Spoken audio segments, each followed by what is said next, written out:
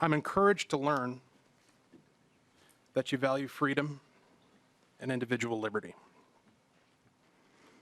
That is, of course, the basis of all our law. It's the founding of the country. It was rooted in that. I think what gets lost, erased might be a good word, is the fact that we're talking about more than just one individual when we're talking about abortion. When this bill was heard in Judiciary this week, Representative Peggy Scott asked you a very simple question. The question was, when is a baby a human? In your response, you said that it doesn't matter what you or us or anyone else thinks about whether a baby is a human. You said that it matters what the mother thinks. And I want to explore that a little bit because, as it turns out, we already have in existing law a recognition of whether or not a baby is a human. In fact, you know to this, your Amendment A10 speaks to it. You amended language in Chapter 609 regarding crimes that we already have on the books, establishing laws against the murder of unborn children, the assault of unborn children, and manslaughter against unborn children. Now, it's very conscientious, or very conspicuous, I should say, that your amendment provides an exception for all of those statutes in a case where a pregnant person decides to give permission to someone else to kill their unborn child. So what I'm interested in hearing you explore is existing law clearly already acknowledges the personhood of unborn children. I mean, that's implicit. You can't murder a clump of cells. You can't assault something that doesn't matter, something that isn't a person. These are person crimes: murder, assault, manslaughter. So in law already existing, Representative Scott's question's been answered. When is a baby a human? By the way, 609.266 defines unborn child. This is in current law. Means the unborn offspring of a human being conceived but not yet born. That's in current state law. I'm surprised you didn't try to repeal it. So my question for you is,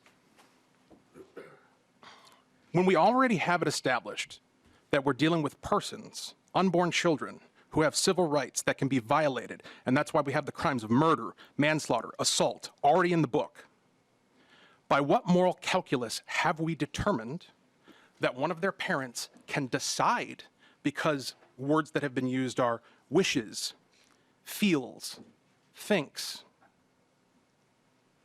that that child no longer ought to have those civil rights, that that child is no longer human and no longer deserves our protection? Representative Liebling.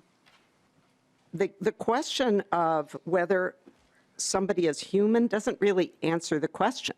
That's not the only issue here, because life is full of balancing considerations. This really comes down to what people think is a sufficient justification. And my point, and I think the point of those of us who believe in reproductive freedom, is that the sufficiency of a justification and how one weighs these issues is very personal and private. And in this situation, because there's so much difference of people have different kinds of feelings, they have different situations, and different ways of weighing these really critical issues. Okay, balancing considerations. There are circumstances that are very personal and private that we don't understand. You've repeatedly stated here and elsewhere that politicians shouldn't be the ones who manage these situations. But that's the purpose of this committee. That's the purpose of this body. It's why they put the marbles on top of each other to build the building, specifically because we are tasked with inserting ourselves into whether or not we ought to be able to assault and murder and kill each other. So my question for you is, just to clarify, there is a line where we do say, even after all of these extreme laws that you guys are rushing through, There is a line where we do say a parent can no longer balance considerations and decide to throw their kid in a dumpster or drown them or leave them in the woods. There is a line where we make that decision. Where is it and why? Representative Liebling. Thank you, Madam Chair and Representative Hudson. Well, I think there is a very clear line, and the things that you've just described. I mean, we have laws against homicide, and those do apply. And there are situations where the consensus is so great that we do make rules for people. There's no question about that. I mean, we are here to make laws. But, you know, we do have a Bill of Rights in this country. We do have limits to how much government can intrude. And we, I think, wrestle with it a lot as legislators about when we should intrude.